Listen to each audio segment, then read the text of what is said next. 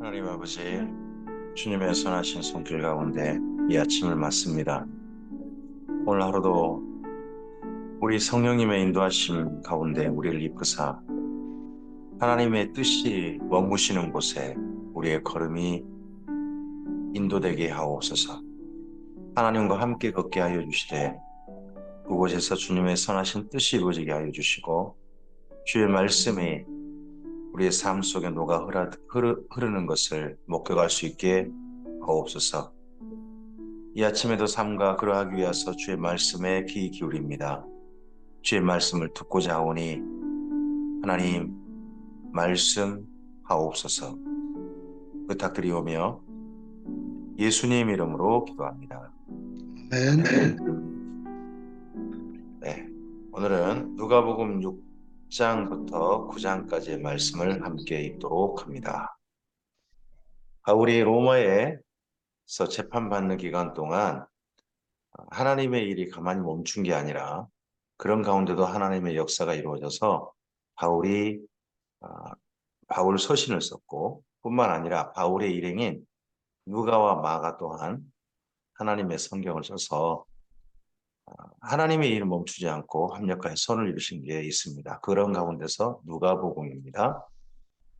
누가복음은 이방인이 이방인에게 전하는 예수님 이야기입니다. 누가는 예수님을 만난 적이 없습니다.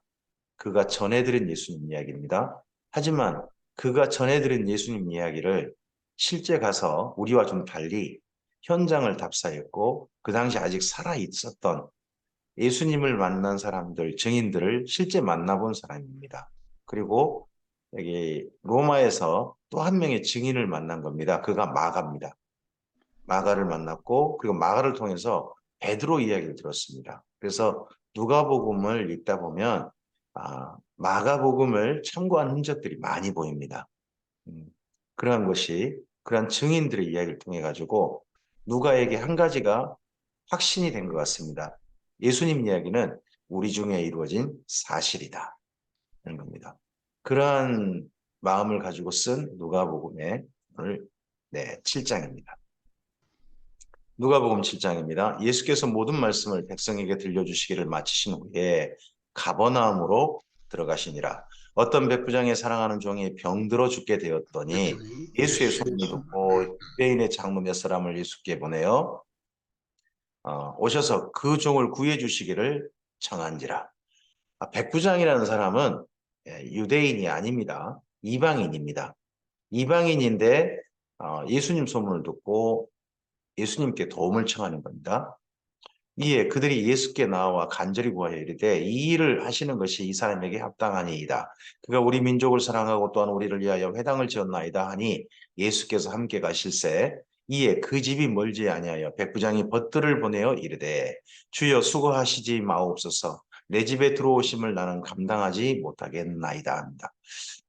백부장이 예수님의 도움을 정말 청하면서도 한편 예수님을 굉장히 고려한 게 보입니다. 예수님을 만나러 자기가 직접 오지 않습니다. 유대인 친구를 보냅니다. 유대인이 유대인을 만나게 한 겁니다. 그리고 자기는 어쨌든지 이방인이거든요. 그 당시에 유대인들은 나중에 사도행전을 통해서 보면 보입니다만 유대인이 이방인과 함께 교제하고 식사하고 하는 걸 가리켜서 죄를 짓는 것이라 생각합니다. 유대인들은 그건 율법에 어긋나고 정결하지 못한 행위다. 그런 생각을 갖습니다. 만약에 예수님의 소문이 그렇지 않아서 안 좋은데 여기 이방인까지 만나면 뭐 세리와 죄인의 친구다 이런 소리까지 들었는데 자기까지 만났다간 예수님의 소문이 더 안 좋게 날 것을 아마도 백부장은 고려한 것 같습니다. 그래서 자기 벗들을 보내어서 이 벗들이라는 사람들도 아마도 유대인들이겠죠. 예수님을 자기 집에 오시는 것에 대해서 오시지 않고 다른 방법을 택해 주실 것을 그는 제안을 합니다. 그러므로 내가 주께 나아가기도 감당하지 못할 줄 알았나이다. 말씀만 하사 내 하인을 낫게 하소서. 나도 남의 수하에 든 사람이요 내 아래에도 병사가 있으니 이더러 가라 하면 가고 저더러 오라 하면 오고 내 정도로 이것을 하라 하면 하나이다.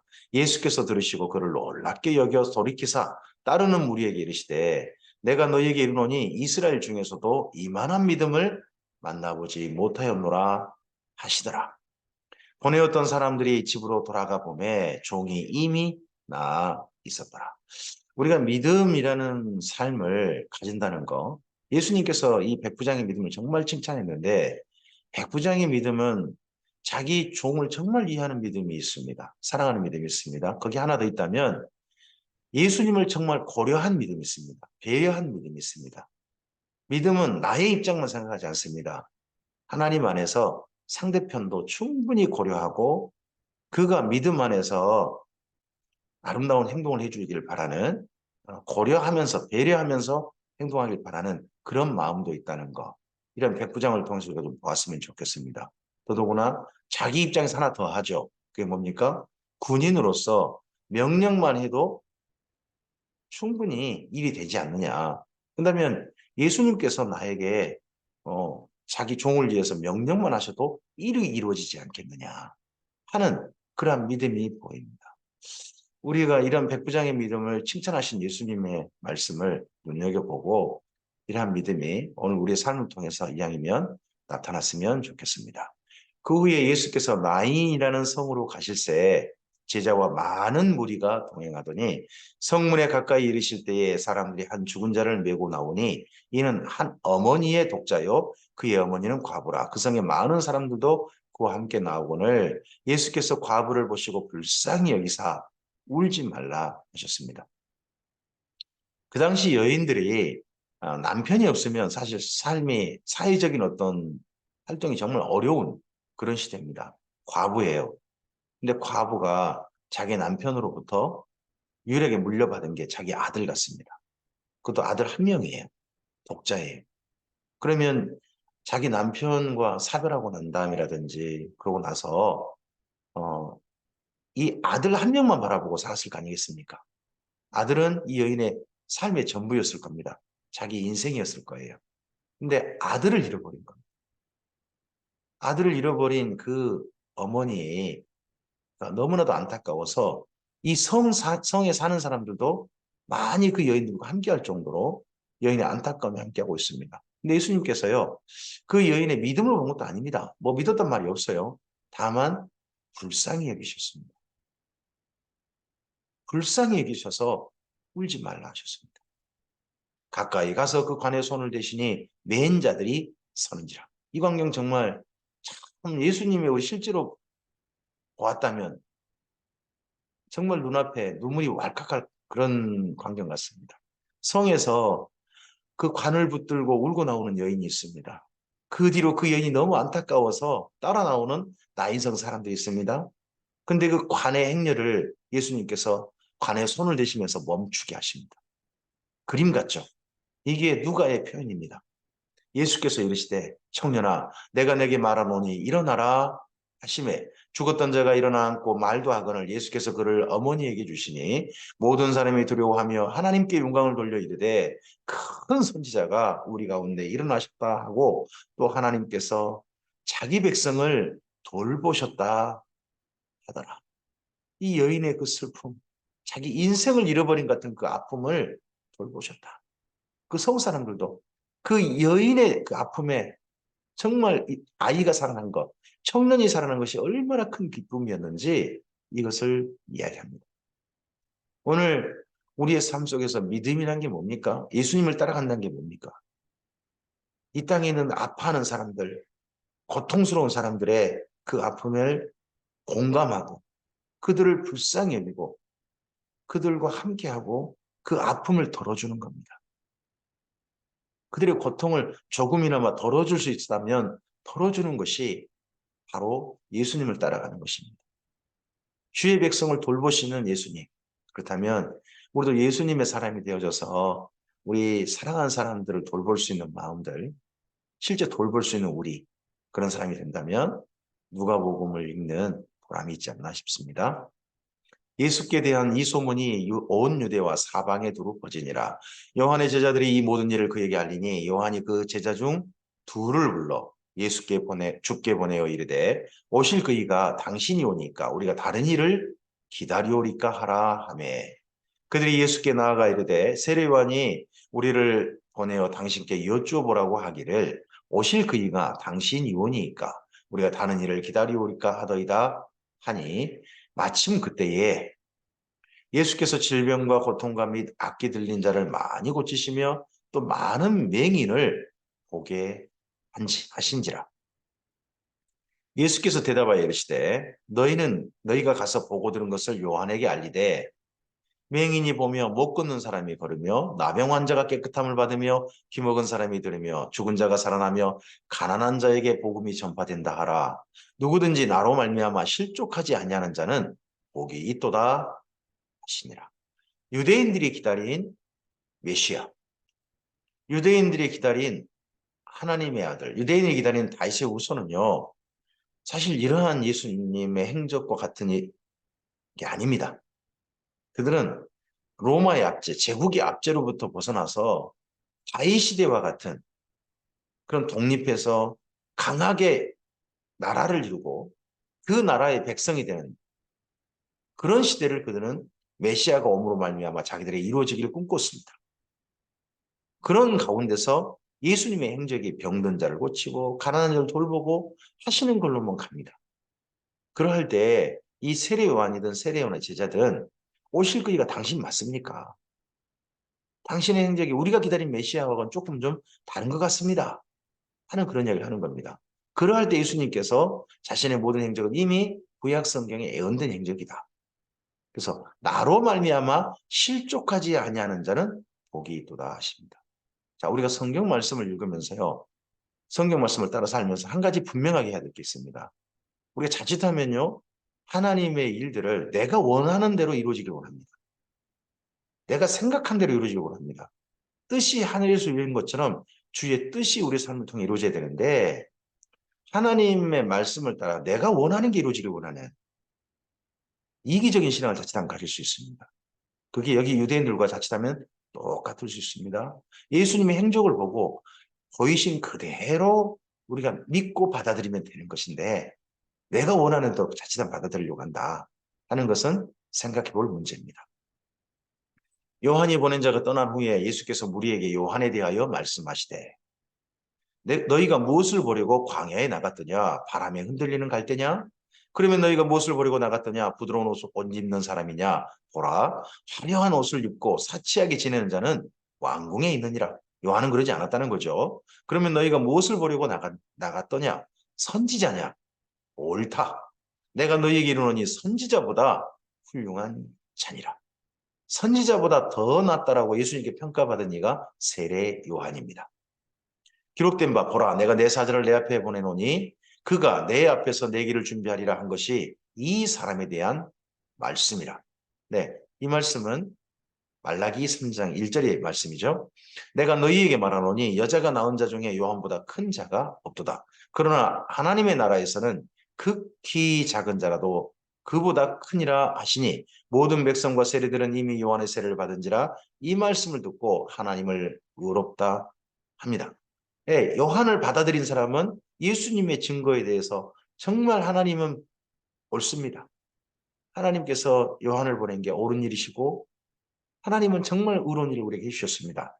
라고 인정합니다. 그런데요. 바리새인과 율법교사들은 그의 세례를 받지 아니하므로 그들 자신을 위한 하나님의 뜻을 저버리니라. 세례 요한을 보낸 게요. 백성들을 위해서만 보낸 게 아니죠. 세례 요한은 그 당시 모든 유대인들을 위해서 보냄받았습니다. 바리새인과 율법교사들도 그 대상이 됩니다. 근데 그들 자신을 위한 하나님의 뜻을 그들은 받아들이지 않았습니다. 그의 세례를 받지 않았어요. 모든 사람은 죄인이다. 유대인도 죄인이다. 자기는 세례 받으러 가는데 바리새인과 율법교사들은 자기들이 죄인이라고 생각하지 않는 겁니다. 우리들은 요한의 세례를 받을 필요가 없다. 그렇게 생각한 겁니다. 저버렸습니다. 그의 자리에 나오지 않았습니다. 그것이 곧 하나님의 뜻을 저버림인 줄 그들은 미처 몰랐을 것입니다. 또 이르시되 이 시대의 사람을 무엇으로 비유할까? 무엇과 같은가? 비유하건대 아이들이 장터에 앉아 서로 불러 이르되 우리가 너희를 향하여 피리를 불어도 너희가 춤추지 않고 우리가 곡하여도 너희가 울지 아니하였다 함과 같도다. 세례 요한이 와서 떡도 먹지 아니하며 포도주도 마시지 아니하며 너희 말이 귀신 들렸다 하더니 세리완이 나시린이었잖아요. 나시린을 평생 살았습니다. 그래서 포도주 같은 거 안 먹었죠. 그리고 또 어, 광야에서 메뚜기나 석청 먹고 살았죠. 그랬던 보고 세리완이 그렇게 사니까 사람들이 하는 말이 바리새인들이 하는 말이 저 귀신 들렸다 저거 이렇게 평가했다는 거예요. 사람들이 나쁘게 보면 뭐든지 나쁘게 봅니다. 거기다가 예수님은 와서 인자는 와서 먹고 마시매 너희 말이 보라 먹기를 탐하고 포도주를 즐기는 사람 이번엔 뭐 잔치 어디 뭐 초대받은 자는 늘 가서 함께 식사하잖아요. 마태네 집에 가서도 식사하시고 바리새인 침 가도 식사하시고 다 여기저기 가서 식사 항상 하시잖아요. 그거 보니까 그걸 보고 또 정반대로 저 사람은 먹기를 좋아한다. 포도주를 즐긴다. 소문을 꼭 안 좋은 쪽으로만 내려고 하는 거죠. 거기다가 세리와 죄인의 친구로다. 하니 지혜는 자기의 모든 자녀로 인하여 옳다함을 얻느니라. 한 바리새인이 예수께 자기와 함께 잡수시기를 청하니 이에 바리새인의 집에 들어가 앉으셨을 때 이렇게 함에도 불구하고 바리새인 집에 기꺼이 가십니다. 또 예수님에 대해서 소리가 안 좋잖아요. 바리새인들이. 그럼에도 그가 초청하면 바리새인 집에 가십니다. 그 동네에 죄를 지은 한 여자가 있어 예수께서 바리새인의 집에 앉아 계심을 알고 향유 담은 옥합을 가지고 와서 예수의 뒤로 그 발 곁에 서서 울며 눈물로 그 발을 적시고 자기 머리털로 닦고 그 발에 입 맞추고 향유를 보니 예수를 청한 바리새인이 그것을 보고 마음에 이르되 이 사람이 만일 선지자라면 자기를 만지는 이 여자가 누구며 어떠한 자 곧 죄인인 줄 알았으리라 하거늘. 예, 이 여인이 누구냐? 예수님의 발에 향유 붓고 머리털로 닦았던 이 여인이 누구냐 하는 거에 대한 이야기가 두 가지가 있습니다. 하나는 네, 베다니 마리아라는 이야기가 있습니다. 여기 마을이 그럼 베다니가 되겠죠. 근데 지금 예수님의 소문이 갈릴리 쪽에 퍼지지 않았느냐. 갈릴리 쪽에 한 여인일 것이다. 그런 이야기도 있는 겁니다. 왜냐 그러면 여기 누가복음은 지금 7장에 이야기가 있어요. 그러나 앞서서 마태복음이나 마가복음이나 요한복음에 베다니 마리아 이야기는요. 예수님께서 마지막 유월절 직전 예루살렘 입성해서 이야기가 있거든요. 그러다 보니까 이 이야기는 좀 별개의 이야기다라고 보는 분도 있습니다. 그러나 같다라고 보는 분도 있어요. 왜냐하면 이 바리새인의 이름이요. 자, 예수께서 대답하여 이르시되 시몬아 그러잖아요. 시몬아. 이 시몬이라는 사람이 나중에 베다니 마리아의 그 이야기하고 이어볼 때 예수님을 초대했던 베다니 마을의 문둥병자 시몬 그 사람과 이름이 똑같아요. 이름이 같거든요. 이 여인의 이름을 밝히지 않았어요. 여기서는. 그러다 보니까 이건 같은 이야기다 라고 보는 분도 있는 겁니다. 같은 같지 않든 예수님께서 한 바리새인의 집에 초대받았고 한 여인으로부터 정말 죄인인 여인이 예수님께 눈물로 씻어준, 발을 씻어준 그 사건은 있는 겁니다. 향유를 부어서. 그가 이르되 선생님 말씀하소서. 이르되 빚주는 사람에게 빚진 자가 둘이 있어 하나는 500데나리온을 졌고 하나는 50데나리온을 졌는데 갚을 것이 없으므로 둘 다 탕감하여 주었으니 둘 중에 누가 그를 더 사랑하겠느냐. 시몬이 대답하여 이르되 내 생각에는 많이 탕감을 받는 자녀이다. 훨씬 더 빚을 많이 탕감받았으면 그 사람이 정말 그를 고마워하겠죠. 그러지 않겠습니까? 그러니까 예수님께서 이르시되 내 판단이 옳다. 예수님께서 참 이렇게 답변하신 것이 성경 곳곳에 보이죠. 상대편이 질문해 보고요.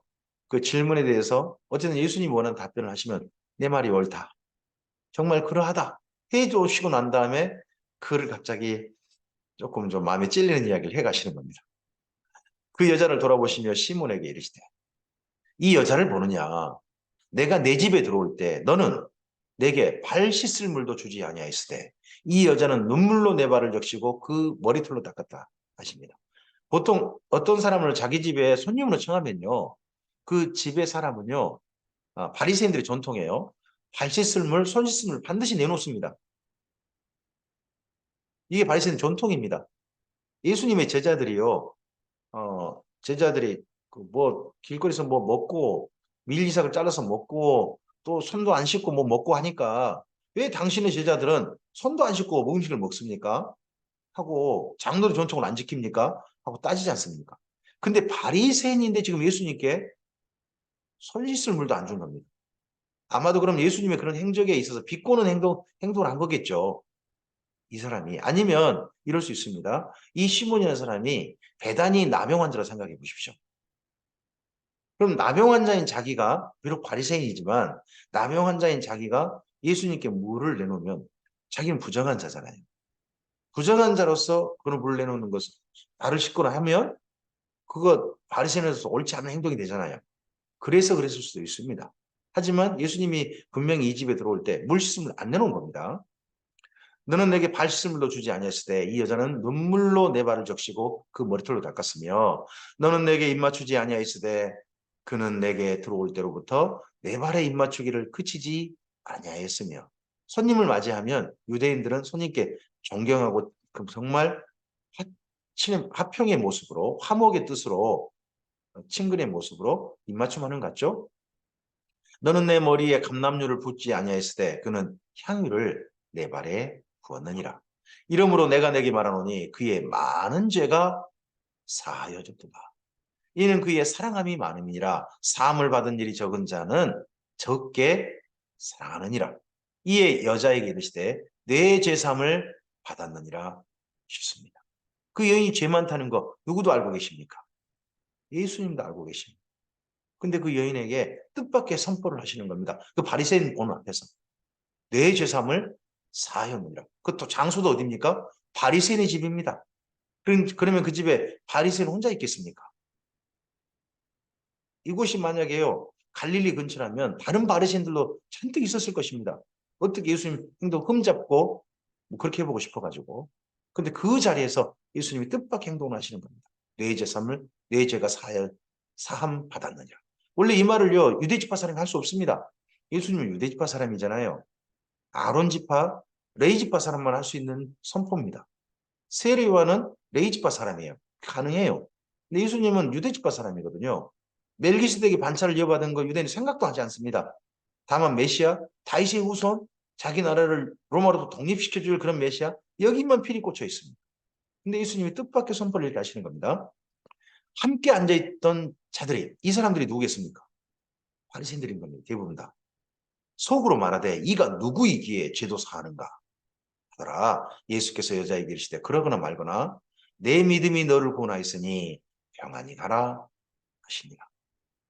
그 바리새인의 집에서 유일하게 예수님의 은혜를 입은 사람이 있다면 네, 이 여인밖에 없습니다. 누가복음 8장입니다. 그 후에 예수께서 각 성과 마을에 두루다니시며 하나님 나라를 선포하시며 그 복음을 전하실세 12제자가 함께하였고 또한 악기를 내쫓아내심과 병 고침을 받은 어떤 여자들 곧 7귀신이 나간 막달레인이라 하는 마리아와 헤롯의 청지기 구사의 아내 요한나와 수산나와 다른 여러 여자가 함께하여 자기들의 소유로 그들을 섬기더라. 예수님과 함께 동행한 사람들이 두 종류로 나뉜 게 보입니다. 첫째는 12제자를 중심한 제자들이죠. 남자들이 있습니다. 그와 함께 예수님을 쫓는 일행 중에는 여인들도 있습니다. 근데 이 여인들은요, 예수님을 단순히 존경해서가 아니라 첫째는 은혜를 입은 것 같습니다. 병 고침을 받거나 귀신으로부터 자유함을 얻었거나 그런 여인들입니다. 이런 여인들이 예수님을 일행을 쫓아다니면서 따라다니면서 그들을 자기들의 재산이나 이런 걸 가지고 섬기는 것 같습니다. 그러니까 여인들의 여기 이야기는 뭐냐 그러면 예수님 후원위원회인 겁니다. 예수님 후원회. 그 모임의 대표로는 막달라인이라 하는 마리아, 막달라 마리아 이 여인인 거죠. 이 여인은 이 나머지 여인들과 비교해 보면 나이가 많은 여인들입니다. 그럼 막달라 마리아도 여인이 나이가 굉장히 많았을 겁니다. 예수님을 정말 사랑하고 존경하는 여인인 건 맞지만 나이가 아주 어린 처녀라든지 그런 건 아닙니다.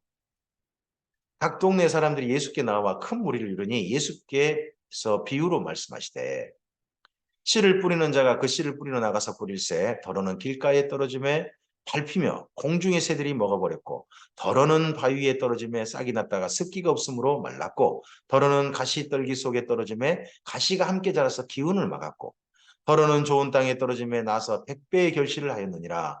이 말씀을 하시고 외치시되 들을 귀 있는 자는 들을지어다. 제자들이 이 비유의 뜻을 모르니 이르시되 하나님 나라의 비밀을 아는 것이 너희에게는 허락되었으나 다른 사람에게는 비유로 하나니 이는 그들로 보아도 보지 못하고 들어도 깨닫지 못하게 하려 함이라. 이 비유는 이러하니라. 씨는 하나님의 말씀이요. 씨는 하나님 말씀이요. 그 이후에 네 종류가 있었죠. 길가에 뿌려지고 돌밭에 뿌려지고 가시밭에 뿌려지고 좋은 땅에 뿌려졌다 그러잖아요. 근데 여기 누가복음하고 마가복음, 마태복음 비교해서 읽어보시면 똑같이 하는 게 있습니다. 여기 누가복음 독특한 게 있어요. 그게 뭐냐 그러면 다 말씀을 들었다라는 걸 반드시 전제한다는 겁니다. 길가에 있던 어디 건 다 말씀을 들었습니다. 말씀을 들은 자니 이에 마귀가 가서 그들이 믿어 구원을 얻지 못하게 하려고 그 말씀을 그 마음에서 빼앗는 것입니다. 이것이 길가에 있다는 것이고 바위에 있다는 것은 똑같습니다. 전제 조건은 말씀을 들었습니다. 말씀을 들을 때에 기쁨으로 받으나 뿌리가 없어 잠깐 믿다가 시련을 당할 때에 배반하는 자예요. 가시떨기에 떨어졌다는 것은 말씀을 들은 자이나 지내는 중 이생의 염려와 재물과 향락의 기운이 막혀 온전히 결실하지 못하는 자예요. 좋은 땅에 있다는 것은 착하고 좋은 마음으로 말씀을 듣고 말씀을 듣는 자 네 종류 사람 가운데 우리가 좋은 땅에 있다는 것을 꼭 주목해 봐야 할 것은 말씀을 듣는 것 자체가 다릅니다. 착하고 좋은 마음으로 말씀을 듣습니다. 지키어 인내로 결실한다는 겁니다. 여기 인내라는 말은요. 휘포모네라는 말인데요. 이 말은 참는다는 말이 아닙니다. 한결같이 길을 가답니다. 확고부동하게 그 자리에 서담입니다. 말씀을 듣고 그 말씀 안에서 확고부동하게 서는 것, 그 말씀을 따라 살되 한결같이 어떤 것이 흔들리지 않고 살아 걸어가는 것, 그게 인내입니다. 그로 말하면 결실하는 자입니다. 누구든지 등불을 켜서 그릇에 덮거나 평상 아래에 두지 아니하고 등경위에 두나니 이는 들어가는 자들로 그 빛을 보게 하려 함이라. 숨은 것이 장차 드러나지 아니할 것이 없고 감추은 것이 장차 알려지고 나타나지 않을 것이 없느니라. 그럼 너희가 어떻게 들을까 스스로 생각하라. 누구든지 있는 자는 받겠고 없는 자는 그 있는 줄로 아는 것까지 빼앗기리라 하시니라. 우리는 하나님 나라의 비밀을 우리 가슴에 품은 자들로 삽니다. 나는 하나님께 구원을 받았다라고 믿고 삽니다. 나는 예수님께 옮겨 심겨졌다. 하나님 나를 상속받을 자다라 믿고 삽니다. 근데요, 내 안에 정말 있는지 없는지는 그날 하나님 보좌 앞에 섰을 때에 발견될 겁니다. 있는 자가 있을 겁니다. 정말 평생 있다고 믿었는데 내 안에 하나님 나라의 비밀이 담겨 있고 성령님이 정말 계셨고 한 사람이 있을 겁니다. 그렇지 않는 사람도 있을 것입니다. 있는 줄 아는데 없는 사람도 있을 것입니다. 그 사람은 있는 것까지 빼앗길 것입니다. 예수의 어머니와 그 동생들이 왔으나 무리로 인하여 가까이 하지 못하니 어떤 이가 알리되 당신의 어머니와 동생들이 당신을 보려고 밖에 서 있나이다. 예수께서 대답하여 이르시되 내 어머니와 내 동생들은 곧 하나님의 말씀을 듣고 행하는 이 사람들이라 하시니라. 8장 1절에 누구를 소개했는지 기억해 보시기 바랍니다. 12제자와 예수님을 따르던 여인들, 그들을 소개했다는 것을 기억하시고 여기까지를 이어보셨으면 좋겠습니다. 이야기를 그냥 나열한 게 아니라 누가복음은 차례대로 그 모든 걸 질서 있게 정돈해서 여기까지 이야기를 이룬 겁니다. 하루는 제자들과 함께 배우로사 그들에게 이르시되 호수 저편으로 건너가자 하심에 이에 떠나 행선할 때에 예수께서 잠이 드셨더니 마침 광풍이 호수로 내리침에 배에 물이 가득하게 되어 위태한지라. 이런 하나님 나라의 비밀을 가지고 예수님과 함께한 자들도요, 어려운 일 당합니다. 바다에서 이런 광풍이 호수에 내리쳐가지고 힘든 일 당하는 것처럼 어려운 일 당합니다. 제자들이 나와 깨어 이르되 주여 주여 우리가 죽겠나이다 한데 예수께서 잠을 깨사 바다와 물결을 꾸짖으시니 이에 그쳐 잔잔하여 지더라. 예수 제자들에게 이르시되 너희 믿음이 어디 있느냐 하시니 그들이 두려워하고 놀랍게 여겨 서로 말하되 그가 누구이기에 바람과 물을 명하며 순종하는가 하더라. 그들이 갈릴리 맞은편 거라사 이네 땅에 이르러 예수께서 육지에 내리심에 거라사인의 땅입니다. 유대인들이 아니에요. 거기는 헬라인들이 사는 곳입니다.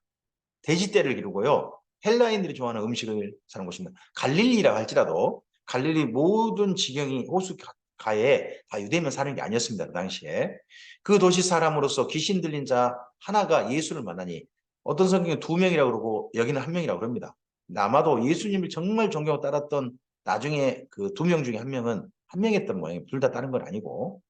예수를 만나니 그 사람은 오래 옷을 입지 아니하며 집에 거하지도 아니하고 무덤 사이에 거하는 자라. 이 사람도 거기 사람이라면 이방인인 겁니다. 헬라인. 근데 그를 만나러 예수님이 일부러 가신 겁니다. 예수를 보고 부르짖으며 그 앞에 엎드려 큰 소리로 불러 이르되 즉이 높으신 하나님의 아들 예수여 당신이 나와 무슨 상관이 있나이까 당신께 구하노니 나를 괴롭게 하지 마옵소서 하니 이에 예수께서 이미 더러운 귀신을 명하사 그 사람에게서 나오라 하셨습니다.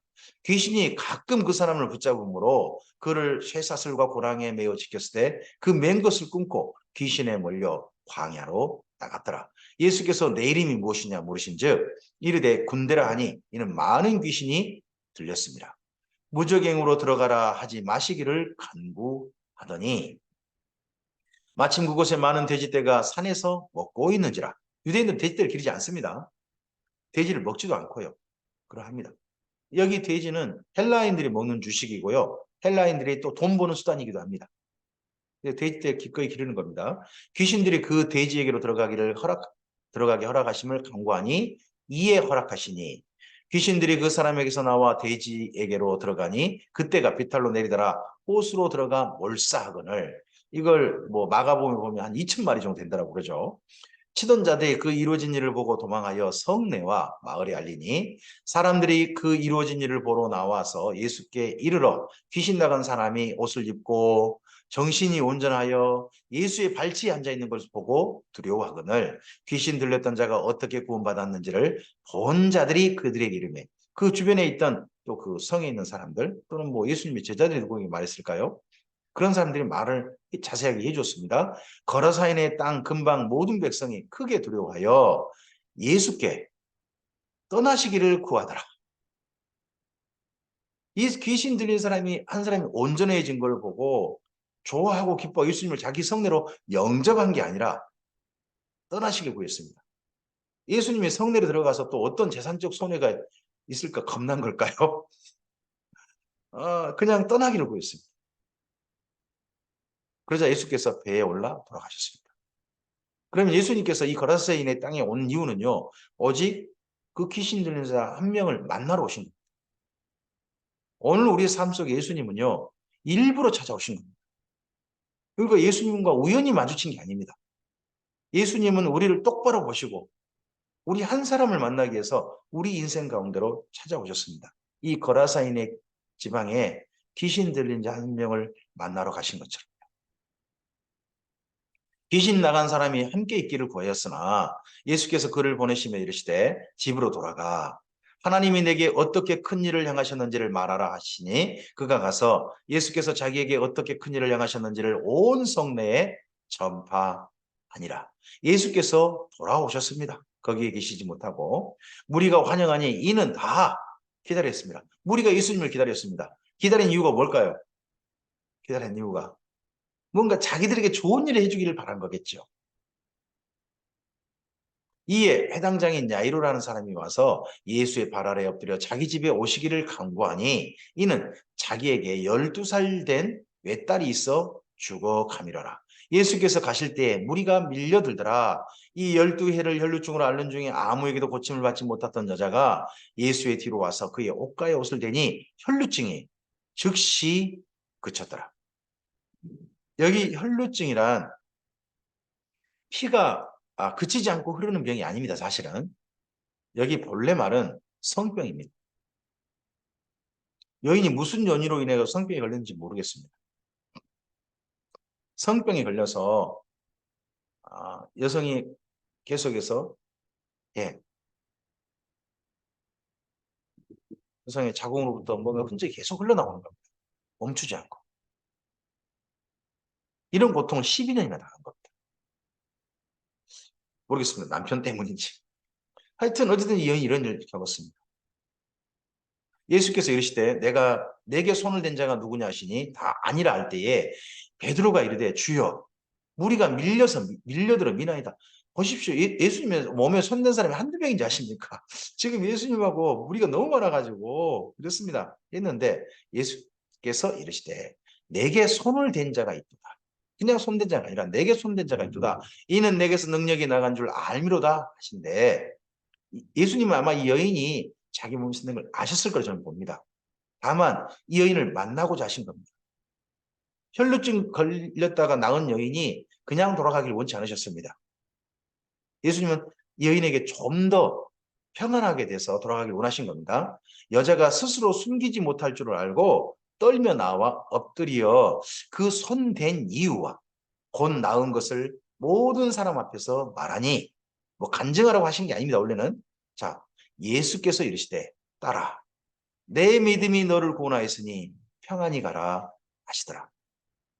자 몸에서 이렇게 성병에 걸려서 이런 여인은요 부정한 여인으로 취급받습니다. 가정에 함께할 수 없습니다. 근데 이 여인에게 내 믿음이 너를 구원했으니 평안히 가라. 어디로 가라는 겁니까? 다시 가정으로 돌아가라는 일상생활로 돌아가라는 여기 8장은 꼭 기억해 보셔야 됩니다. 8장에 거라사인 지방에서 귀신 들렸던 자 그리고 여기 12년이나 혈루증을 앓았다가 고침받은 여인 거기다가 이 해당장 야이로의 집에 거기까지 좀 생각해 보셔야 됩니다. 아직 말씀하실 때 회당장의 집에서 사람이 와서 말하되 당신의 딸이 죽었나이다. 선생님을 더 괴롭게 하지 마소서 하거늘 예수께서 들으시고 이르시되 두려워하지 말고 믿기만 하라. 그리하면 딸이 구원을 얻으리라 하시고 그 집에 이르러 베드로와 요한과 야고보와 그 아이 부모 외에는 함께 들어가기를 허락하지 아니하시니라. 모든 사람이 아이를 위하여 울며 통곡하매 예수께서 이르시되 울지 말라. 죽은 것이 아니라 잔다 하시니 그들이 그 죽은 것을 아는 거로 비우더라. 이 글을 쓴 분이 누가입니다.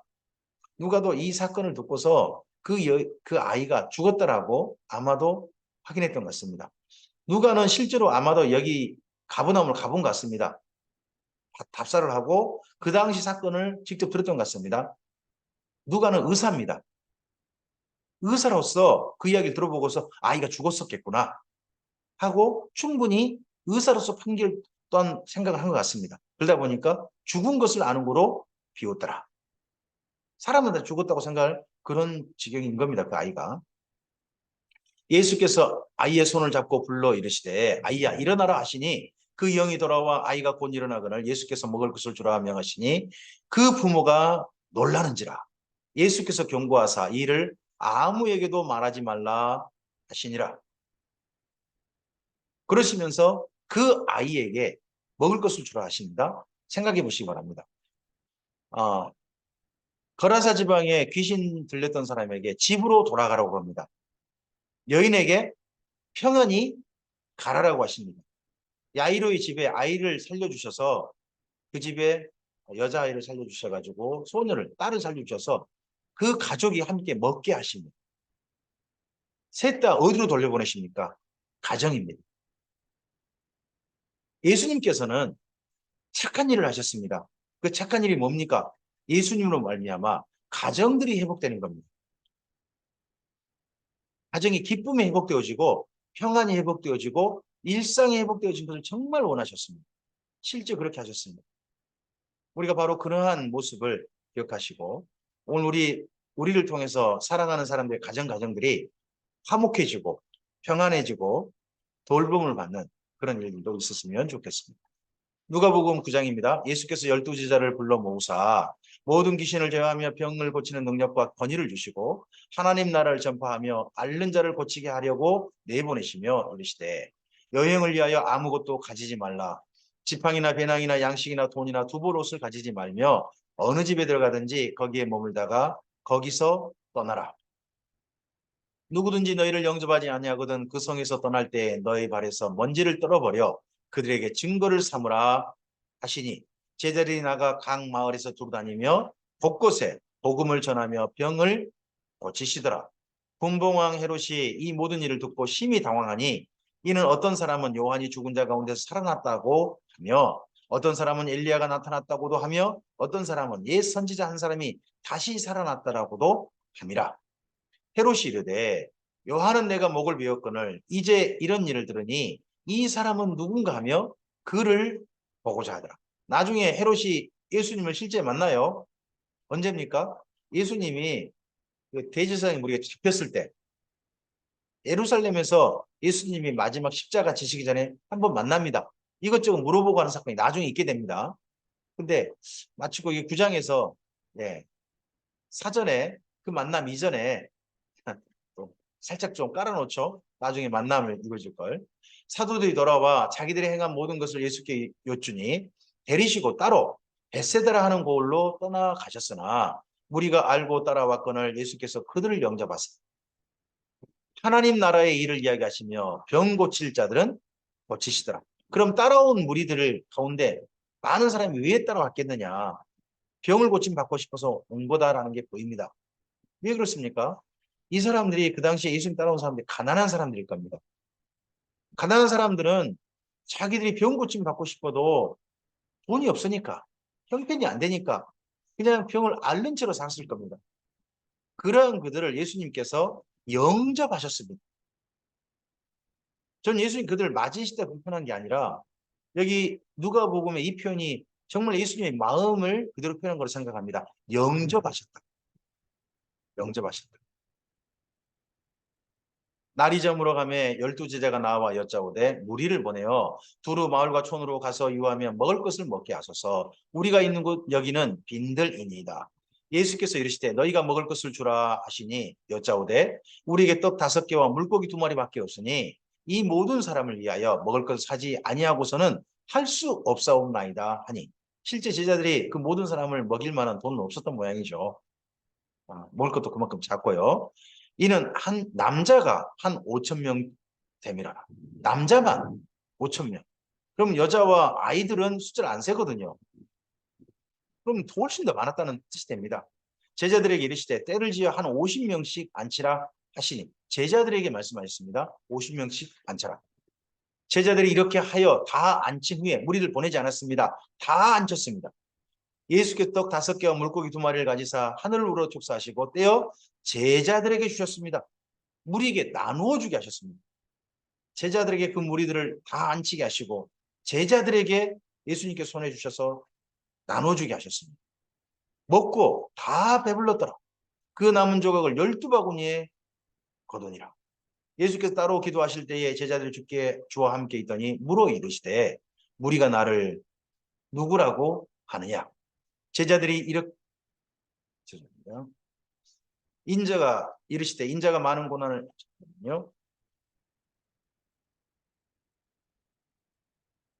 들어보면요.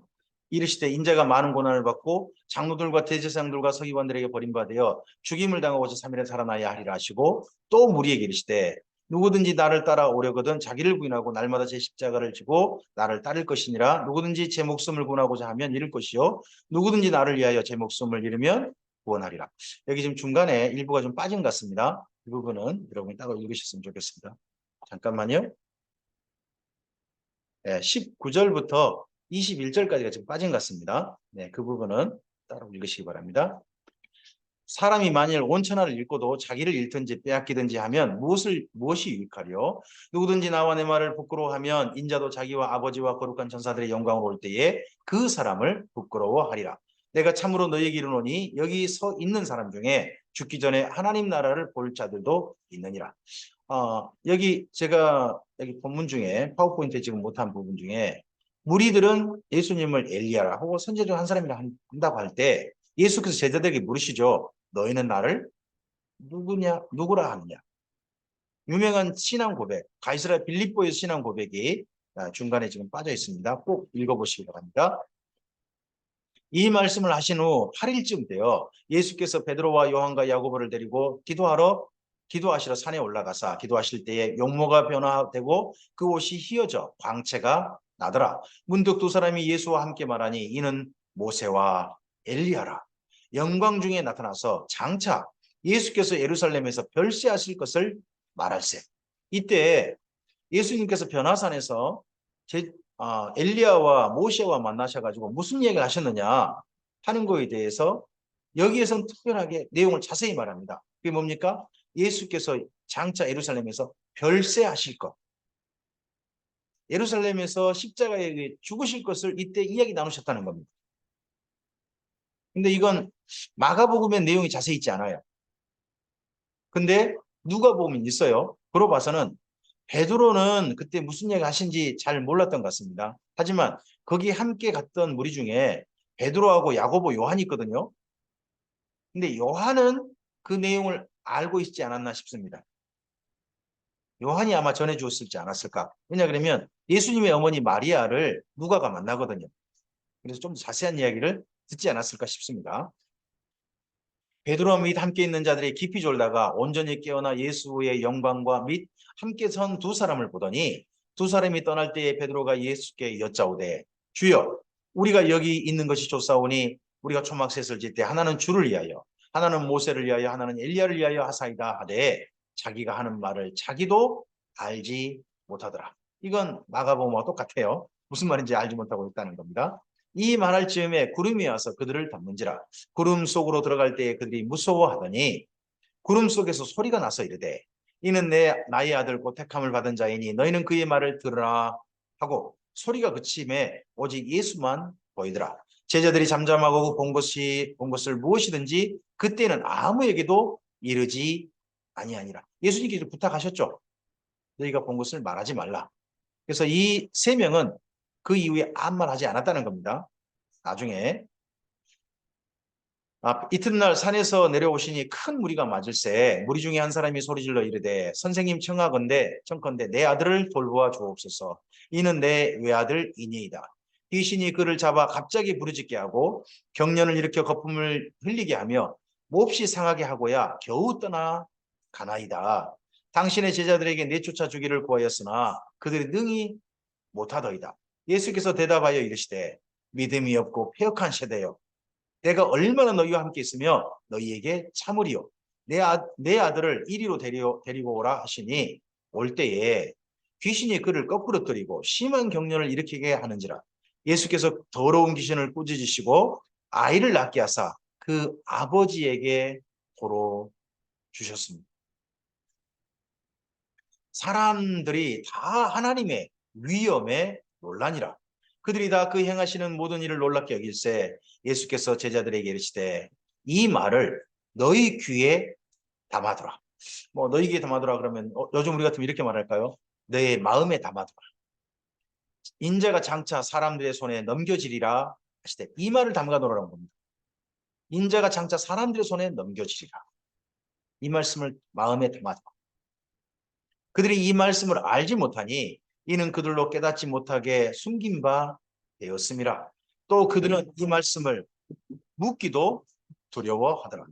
제자 중에서 누가 크냐 하는 변론이 일어나니 예수께서 그 마음에 변론하는 것을 아시고 어린아이 하나를 데려다가 자기 곁에 세우시고 자 예수님께서 너희가 나를 누구라 하느냐 사건이 있고 오병이어 사건도 있고 이렇게 귀신을 쫓아내고 쫓아내는 병든 자를 고친 사건이 있고 난 다음에 제자들이 갑자기 무슨 토론을 하냐 그러면 하나님의 아들이십니다 라는 고백을 하고 난 다음에 우리 중에 누가 크냐 하는 변론을 합니다.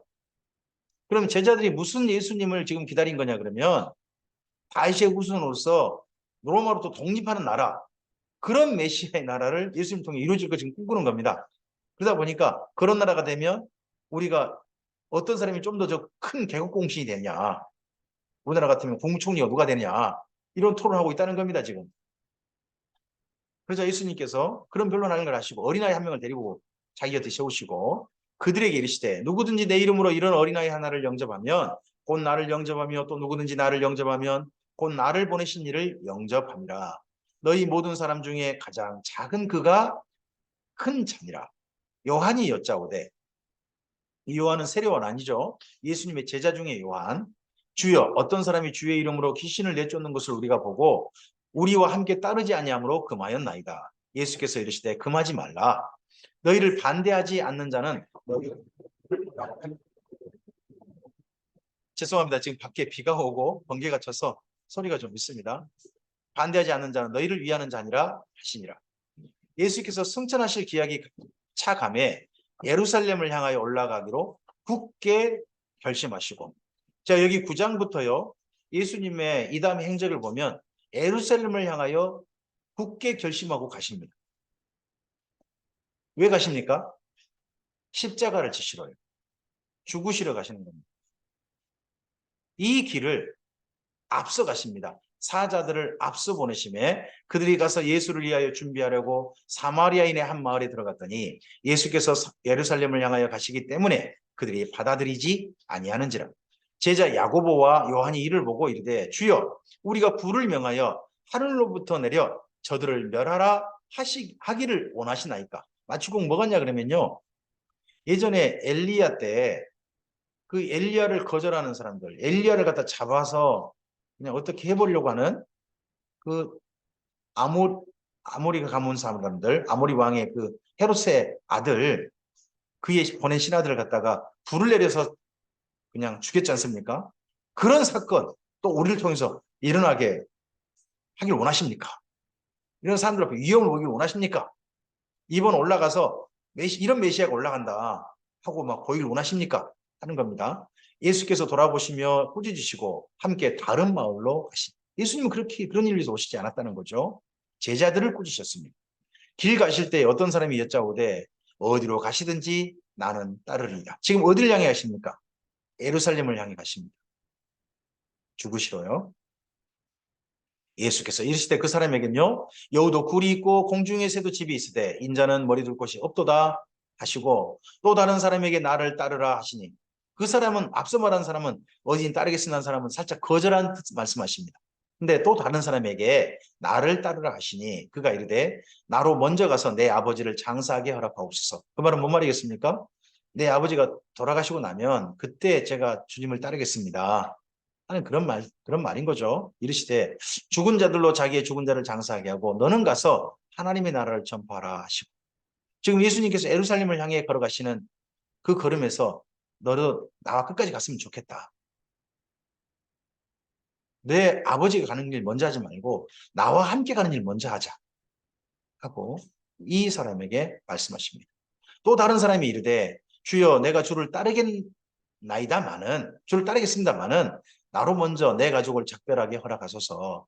예수께서 이르시되 손에 쟁기를 잡고 뒤를 돌아보는 자는 하나님 나라에 합당하지 아니하니라 하시니라. 예수님과 함께 예루살렘을 향해 걸어가는 이 길은 이제 함께 가거나 함께 가지 못하거나 하는 것 같습니다. 손에 쟁기를 잡고 뒤돌아보는 자, 그런 일 없잖아요. 우리의 경험상 쟁기를 잡은 자는 앞을 바라보고, 우리나라 같으면 소 뒤 엉덩이를 바라봐야 되잖아요. 자 앞을 바라보고 정말 그렇게 가야 되니까요. 오늘 여기까지 말씀입니다. 예수님께서 이스라엘 모든 사람들 그리고 이방인들까지 그들에게까지 착한 일을 하셨습니다. 그들 사람들을 일부러 만나러 가시고 그들에게 좋은 일을 하셨습니다. 가정을 회복시키셨습니다. 그리고 제자들에게 너희는 나를 누구라 하느냐 하는 메시아의 신앙 고백을 들으시고 그들에게 변화된 예수님의 모습을 보여주셨습니다.